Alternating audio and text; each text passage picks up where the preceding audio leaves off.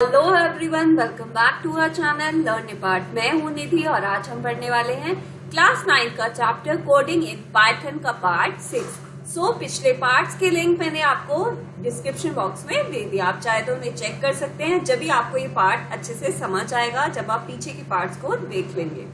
Now control structures. Programme हमने देखा, programme क्या होता है? सेट ऑफ इंस्ट्रक्शंस होते हैं जो कि एग्जीक्यूट होते हैं एक सीक्वेंशियल मैनर में, मतलब 1 बाय 1। कुछ सिचुएशंस ऐसी आती हैं जहाँ पे हमको जो ऑर्डर होता है एग्जीक्यूशन का वो हमें बदलना पड़ता है कंडीशन के अकॉर्डिंग या रेपिटेशन के अकॉर्डिंग या फिर स्टेटमेंट्स के according. Therefore, control statements are used to control or change the flow of execution। तो कंट्रोल स्टेटमेंट यूज होती हैं ताकि हम एग्जीक्यूशन के फ्लो को चेंज कर सके। तो 3 बेसिक कंट्रोल स्ट्रक्चर्स हैं पाइथन में हमारे। एक तो first is sequential control structure, second is conditional control structure and the third one is loop. Now sequential control structure. Sequential control structure shows one or more actions following each other in order। तो ये तो आपको इसकी sequential से ही समझ आ रहा है कि तो इसमें क्या होता है, वन या मोर एक्शंस जो होते हैं वो ऑर्डर में होते हैं, तो ऑर्डर में वो रन होते हैं। तो एक्शंस में क्या हो सकता है? इनपुट हो सकता है, प्रोसेस हो सकता है और आउटपुट हो सकता है। जितने भी एक्शन है वो एग्जीक्यूट होंगे सारे, मतलब कोई भी आप एक्शन उसमें से स्किप नहीं कर सकते। एग्जाम्पल्स है जैसे एक्शन, जैसे हमने टोटल कैलकुलेट करा था और फिर उसे प्रिंट करा था, तो वो क्या है, एक सीरीज में पहले हम टोटल को कैलकुलेट करेंगे फिर उसे हमने प्रिंट करा, तो ये क्या है, sequential control structure. Now conditional control structure. A conditional control structure tells the program which action to take। तो conditional control structure प्रोग्राम को बताता है कि हमें कौन सा एक्शन लेना है एक कंडीशन के अकॉर्डिंग। इसमें हम एक कंडीशन डाल देते हैं और उसके अकॉर्डिंग हमें एक्शन लेना होता है। Now loop control structure. Loop control structure enables a program to perform one or more actions repeatedly as long as certain condition is met। तो लूप कंट्रोल स्ट्रक्चर में ये जैसे लूप से ही समझ आ रहा है, एक लूप बन जाता है। एक ही एक्शन को हम या एक से ज्यादा एक्शंस को हम ये चाहते हैं कि वो बार बार रिपीट होता रहे जब तक कि कोई कंडीशन मेट ना हो जाए। ठीक है, एक कंडीशन डाल देते हैं कि ये लूप जब तक चलता रहे जब तक ऐसी कंडीशन ना हो जाए, तो वो लूप जब तक रन करता रहेगा। Indentation in Python. तो मैंने आपको ये पिछले पार्ट्स में भी बता चुकी हूँ कि पाइथन में इंडेंटेशन बहुत जरूरी होती है। तो पाइथन बहुत ज्यादा पर्टिकुलर है इंडेंटेशन को लेके। इंडेंटेशन क्या होता है? जो भी स्पेसिंग हम लाइन से पहले देते हैं उसे हम इंडेंटेशन कहते हैं। जितने भी स्टेटमेंट्स हैं इन conditional and looping statement are structured using indentation. तो ये जो लूपिंग स्टेटमेंट्स और कंडीशनल स्टेटमेंट्स होती हैं इनको हम इंडेंटेशन के उसमें ही यूज करते हैं। हम यहाँ पे कर्ली ब्रेसेस का यूज नहीं करते। जो आप पिछले जो और लैंग्वेजेस अगर आपने पढ़ी हो जैसे C++, तो उन लैंग्वेजेस में हमें ऐसे यहाँ पे एक लूप के लिए कंडीशन देने के लिए ब्रेसेस का यूज करना पड़ता था, लेकिन यहाँ पे पाइथन में हमें ब्रेसेस का यूज नहीं करना है। हम क्या यूज करेंगे? इंडेंटेशन। इंडेंटेशन के थ्रू क्या होता है, पाइथन का कोड हम इजीली रीड कर सकते हैं और अंडरस्टैंड कर सकते हैं और दूसरे लोग भी हमारे पाइथन के कोड को इजीली समझ सकते हैं। तो एक लॉजिकल लाइन, दैट इज हम स्पेसिंग देते हैं या फिर टैब देते हैं at the beginning of a logical line, उसे हम इंडेंटेशन कहते हैं। Number of situation where we may have to change the order of execution of statement based on certain condition। तो ऐसी बहुत सारी सिचुएशन आती हैं जब हम ये नहीं चाहते कि हमारा जो प्रोग्राम है वो सीक्वेंशियल वे में चले, वो 1 बाय 1 चलाना हम नहीं चाहते। हम सर्टेन कंडीशन देते हैं और उस कंडीशन के बेस पे डिसीजन लेना चाहते हैं कि अगर ये कंडीशन ट्रू है तो मैं ये वाला कोड रन हो, अगर ये कंडीशन फॉल्स है तो ये वाला कोड रन हो। तो when a program breaks the sequential flow and jumps to another part of the code, it is called branching। तो जब कोई प्रोग्राम सीक्वेंशियल फ्लो को ब्रेक कर देता है और एक पार्ट ऑफ कोड से दूसरे पार्ट ऑफ कोड पे जंप कर जाता है, उसे हम क्या कहते हैं? Branching. When the branching is based on a particular condition, it is known as conditional branching। जब हमारी ब्रांचिंग किसी पर्टिकुलर कंडीशन पे होती है तो उसे हम कहते हैं कंडीशनल ब्रांचिंग, जिसमें कंडीशन हो जाती है। अगर branching without any decision, without any decision होती है तो उसे हम अनकंडीशनल ब्रांचिंग कहते हैं। Python language possesses such decision making capabilities and supports the following statements known as control or decision making statements to implement branching। तो branching को implement करने के लिए पाइथन में कंट्रोल और डिसीजन मेकिंग स्टेटमेंट्स हैं ताकि हम ब्रांचिंग को इम्प्लीमेंट कर सके, जैसे कि if else, nested if, elif and looping। Now the if statement एक पावरफुल डिसीजन मेकिंग स्टेटमेंट है जो कि यूज होती है to control the flow of execution of statement. जैसे कि ये स्टेटमेंट एक या एक से ज्यादा इसमें स्टेटमेंट होती है डिपेंडिंग ऑन की कंडीशन हमारी ट्रू है या फिर ट्रू नहीं है। तो जैसे कि यहाँ पे कंडीशन कोई भी हमने दी हुई है, ठीक है, अगर वो कंडीशन ट्रू है तब तो वो बॉडी में इफ की बॉडी में जाएगा। अगर वो कंडीशन फॉल्स है तो वो यहाँ से इस वाला लूप को रन करेगा और यहाँ पे स्टॉप हो जाएगा, ठीक है। तो यहाँ पे एक एग्जांपल लिया है, are you older than 50? If the answer is yes, respond with you are too old. तो यहाँ पे अगर आप 50 से ज्यादा है तो हमने यहाँ पे कंडीशन दे दी, अगर 50 से ज्यादा है तो आंसर क्या है, यस, और फिर यू आर टू ओल्ड होती है वो इफ कीवर्ड। इफ क्या है, एक कीवर्ड है जो कि रिजर्व वर्ड है पाइथन में, जो कि हम कोई एज अ नेम यूज नहीं कर सकते। तो इफ कीवर्ड के बाद हमारी कंडीशन है, ये एज इज ग्रेटर देन 50, ये कंडीशन दी हुई है, देन हमारा कॉलन है। तो if age is greater than 50 then क्या करना है, the lines following the colon must be in a block. तो अब जो लाइन मैं लिखूंगी वो क्या होना चाहिए, यहाँ पे देखो मैंने इंडेंटेशन दे दिया है, स्पेसिंग दी हुई है, तो ये देनी मुझे यहाँ पे जरूरी है। तो यहाँ पे मैंने अपनी नेक्स्ट लाइन लिख दी, इस ब्लॉक में print you are too old. अगर इस क्वेश्चन का आंसर यस है तो कमांड ब्लॉक के वाला रन हो जाएगा।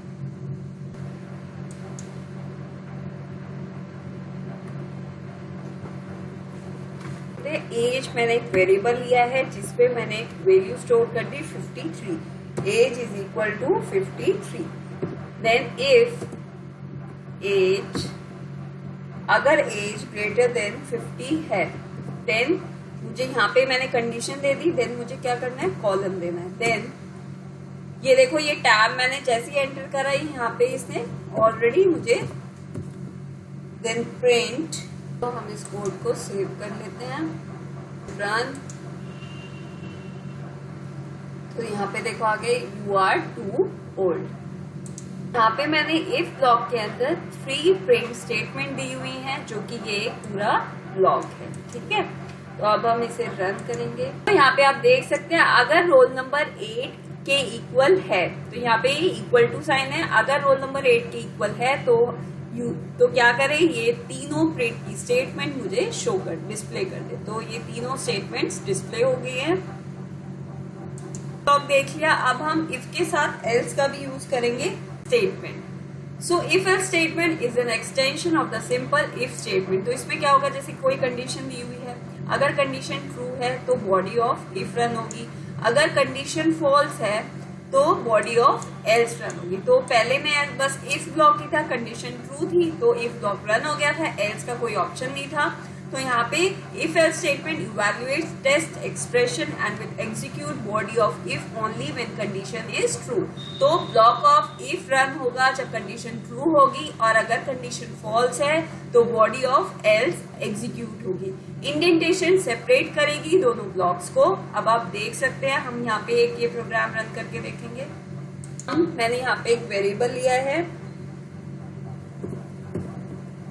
तो यहाँ पे इनपुट आउटपुट स्टेटमेंट हम पिछले पार्ट 5 में कर चुके हैं। तो इनपुट स्टेटमेंट क्या करती है, इनपुट स्टेटमेंट से हम यूजर से कोई भी वैल्यू एंटर करा सकते हैं। तो यहाँ पे इनपुट मैंने लिखा एंटर एनी नंबर, ये डिस्प्ले होगा एंटर एनी नंबर, और यूजर यहाँ पे कोई भी वैल्यू एंटर करेगा।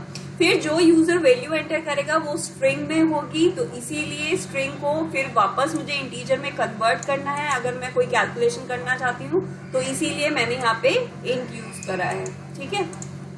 हम इफ ब्लॉक अपना यूज करेंगे, if num is greater than equal to 0। अगर नम की वैल्यू 0 से ज्यादा है जो भी मैं नंबर एंटर करूंगी, तो वो नम की वैल्यू अगर 0 से ज्यादा है तो क्या प्रिंट करा दे, पॉजिटिव। अब मैं यहाँ पे एल्स लिखूंगी, else then colon, negative number हो जाएंगे जिसकी वैल्यू 0 से कम है। सो आप देखो यूजर कोई भी वैल्यू डालेगा, जैसे 6 डालेंगे तो यहाँ पे आ गया पॉजिटिव नंबर है या फिर 0 है। अब रन हो जाएगा। अब कोई नंबर जैसे मैं डालती हूँ -7, तो ये आ गया यहाँ पे नेगेटिव नंबर। तो ये एल्स का यूज है। अगर नंबर 0 से ज्यादा है तो फिर ये प्रिंट कर देगा ये वाली स्टेटमेंट, प्रिंट पॉजिटिव और 0, फिर ये एल्स पे नहीं जाएगा।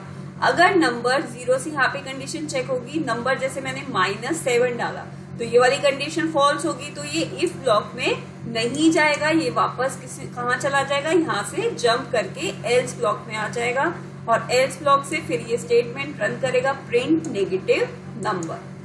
मल्टीपाथ decision are involve, we can put ifs together. तो अगर मल्टीपाथ डिसीजन हमें लेने हैं तो हम बहुत सारे ए, बहुत सारे एल्स, बहुत सारे एल, तो इसके लिए हम यूज कर सकते हैं इफ, देन फिर एलिफ, देन एल्स पार्ट। ठीक है।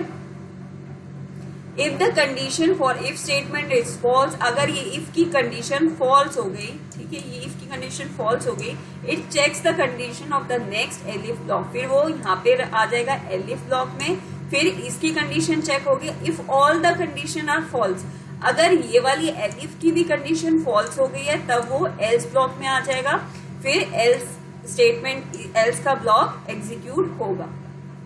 इन तीनों केसेस में एक ही ब्लॉक एग्जीक्यूट होगा, या फिर ये वाला, अगर ये ट्रू मिल गया, अगर ये ट्रू हो गया तो ये वाला, फिर वो बाहर एग्जिट हो जाएगा, और अगर ये दोनों फॉल्स है तो ये एल्स ब्लॉक को रन करेगा।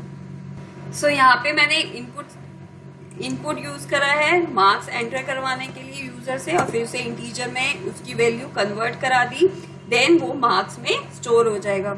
अब मेरी जो भी मेरे मार्क्स हैं वो कहाँ पे स्टोर है, मार्क्स वेरिएबल में, तो इसीलिए मैं सारा काम मेरा मार्क्स वेरिएबल के थ्रू होगा।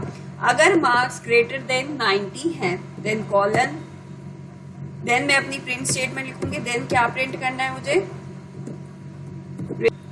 एलिफ। अगर वो वाली स्टेटमेंट ट्रू नहीं होती फिर वो एलिफ में आएगा, if marks is greater than 75 then colon, user marks डालेगा 78। देखो वेरी गुड।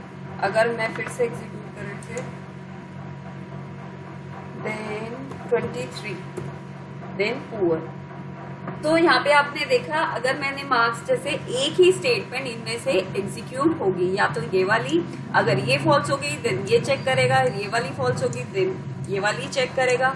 अगर ये चारों स्टेटमेंट फॉल्स हो गई हैं तब जाके वो एल स्टेटमेंट को रन करेगा। अगर मार्क्स 90 से ग्रेटर है देन फर्स्ट स्टेटमेंट एग्जीक्यूट होगी, अगर मार्क्स 75 से ग्रेटर है देन ये वाली प्रिंट वेरी गुड एग्जीक्यूट होगी, अगर मार्क्स ग्रेटर देन 60 है देन दिस स्टेटमेंट एग्जीक्यूट होगी। If the marks are greater than 50, अगर मार्क्स 50 से ज्यादा है then print need to work harder. अगर ये वाली स्टेटमेंट इन चारों में से कोई भी एग्जीक्यूट नहीं हो रही, कोई भी ट्रू नहीं हो रही है, तो अगर मार्क्स लेस देन 50 है तो statement else will execute and it will execute poor work very hard to score good marks. So हमारा इसका एक प्रोग्राम और रह गया है, अब है नेस्टेड इफ स्टेटमेंट। अभी हमने इफ, एलिफ और एल्स देखा था, अब यहाँ पे नेस्टिंग है। Nesting is the process of placing the if और इफ एल्स और elif statement in another statement. तो यहाँ पे देखो इफ कंडीशन, तो इफ के साथ फिर से एक इफ की कंडीशन दी हुई है, और इस इफ के साथ ये वाला एल्स पेयर्ड है, और जो ये वाला इफ है इसके साथ ये वाला, मतलब अगर ये वाली कंडीशन मेरी फॉल्स हो जाती है तो वो इस ब्लॉक में, अगर ये वाली कंडीशन मेरी ट्रू हो जाती है तो वो इस ब्लॉक को रन करेगा। अगर ये वाली इफ स्टेटमेंट मेरी फॉल्स हो जाती है, ये वाली फर्स्ट वाली, तो वो यहाँ पे जंप कर जाएगा। ठीक है। इफ कंडीशन, अगर ये वाली कंडीशन 1 ट्रू हो गई तो कंडीशन 1 ट्रू हो गई तो वो इफ ब्लॉक के अंदर आएगा, तो इफ ब्लॉक के अंदर ये वाली कंडीशन है। ठीक है। तो फिर ये वाली कंडीशन रन होगी, कंडीशन 2 रन होगी। अब इसमें भी फिर केसेस हैं, अगर ये वाली यहाँ पे ये वाली ट्रू हो गई तो वो ये वाली ट्रू हो गई तो ये वाली रन करके वो बाहर आ जाएगा। लेकिन अगर यहाँ वाली कंडीशन फॉल्स हो गई है तो ये वाली कंडीशन फॉल्स हो गई तो वो इस एल्स पे आ जाएगा। ठीक है, अब कंडीशन 3 कब रन करेगी? जब ये वाली कंडीशन 1 फॉल्स हो जाएगी। फिर से देखेंगे, अगर कंडीशन 1 मेरी फॉल्स हो जाएगी तो वो ये वाले ब्लॉक के अंदर नहीं जाएगा, ये वाला ब्लॉक कंडीशन 2 रन नहीं होगी। तो वो कहाँ पे आ जाएगा? ये वापस यहाँ पे कंट्रोल यहाँ एल्स पे आ जाएगा। ठीक है, प्रोग्राम है num1, तो मैंने एक नंबर 1 एंटर कराया, एंटर फर्स्ट नंबर। ठीक है, तो वो num1 में आ गया। एंटर सेकंड नंबर मेरा num2 में है, थर्ड नंबर मेरा num3 में। हम ये देख रहे हैं तीनों नंबर्स में से ग्रेटेस्ट नंबर कौन सा है। तो सबसे पहले हमें फर्स्ट नंबर को सेकंड नंबर से कंपेयर करना होगा। फिर फर्स्ट नंबर अगर बड़ा है तो अब फर्स्ट नंबर तो बड़ा हो गया num2 में, num1 और num2 में अब num1 मेरा बिग हो गया। लेकिन अब नंबर 3 भी तो है, अब नंबर 3 को मुझे नंबर 1 से चेक करना होगा। तो उसके लिए मैंने यहाँ पे इफ ब्लॉक लगा दिया। फिर से अगर num1 बड़ा है num3 से तो यहाँ पे अब श्योर हो गया है कि प्रिंट नंबर 1 ग्रेटेस्ट है, क्योंकि नंबर 1 2 से तो यहाँ चेक कर लिया और 3 से नंबर 1 को मैंने यहाँ पे चेक कर लिया। तो यहाँ पे प्रिंट कर देगा नंबर 1 इज ग्रेटेस्ट और नंबर 1 शो कर देगा। अगर नंबर 1 बड़ा नहीं है num3 से तो मतलब कौन सा बड़ा हो गया? फिर तो नंबर 3 ही बड़ा हो गया। तो फिर अगर ये वाली स्टेटमेंट फॉल्स हो जाती है ये वाले इफ की तो वो इस एल्स में आ जाएगा। ठीक है, इतना क्लियर है। अगर num1 बड़ा नहीं है num2 से, अगर यहाँ पे num1 is greater then m2 and num2 ये फॉल्स हो जाती है स्टेटमेंट, मतलब नंबर 1 बड़ा नहीं है नंबर 2 से, ये वाली फॉल्स होगी तो कंट्रोल कहाँ आ जाएगा? यहाँ पे एल्स पे चला जाएगा। अभी एल्स पे फिर से चेक होगा, अगर नंबर 2 बिग है नंबर 3 से, number 2 is greater then number 3, तो अब नंबर 2 अगर बड़ा है नंबर 3 से तो नंबर 2 बड़ा हो जाएगा और वो शो कर देगा। लेकिन अगर यहाँ पे ये वाली स्टेटमेंट फॉल्स हो जाती है, नंबर 2 बड़ा नहीं है नंबर 3 से, तो फिर क्या अंडरस्टूड है कि नंबर 2 बड़ा नहीं है तो नंबर 3 ही ग्रेटेस्ट है। ठीक है, तो एक बार if num1 is greater than num2, अगर नंबर 1 ग्रेटर है नंबर 2 से देन कॉलन। फिर मैं एक और इफ स्टेटमेंट इसमें दे रही हूँ तो इसीलिए इसे कहते हैं नेस्टेड इफ स्टेटमेंट की मेनी इफ्स आ रहे हैं इसमें। तो नंबर 1 अगर बड़ा है नंबर 2 से तो नंबर 1 को मैं अब नंबर 3 से भी चेक करके देखूंगी कि नंबर 1 अगर नंबर 3 से भी बड़ा है तो फिर मैं श्योर हो गई कि नंबर 3 मेरा ग्रेटेस्ट है अमंग द 3 नंबर्स। अगर नंबर 1 बड़ा नहीं है, नंबर 1 ग्रेटर देन नहीं है नंबर 3 से, तो फिर कंट्रोल कहाँ जाएगा? एल्स पे।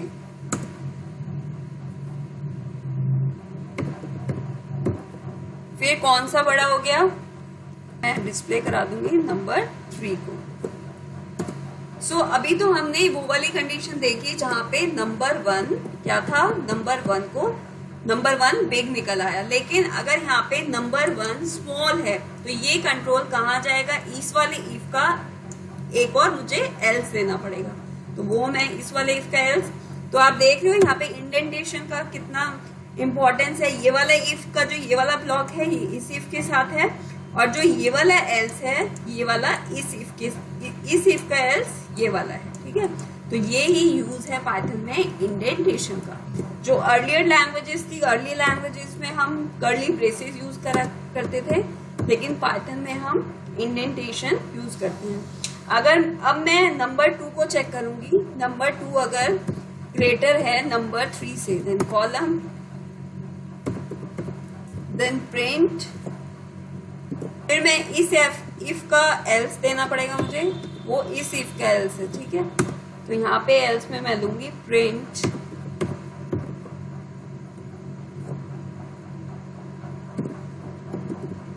करा दूंगी num3।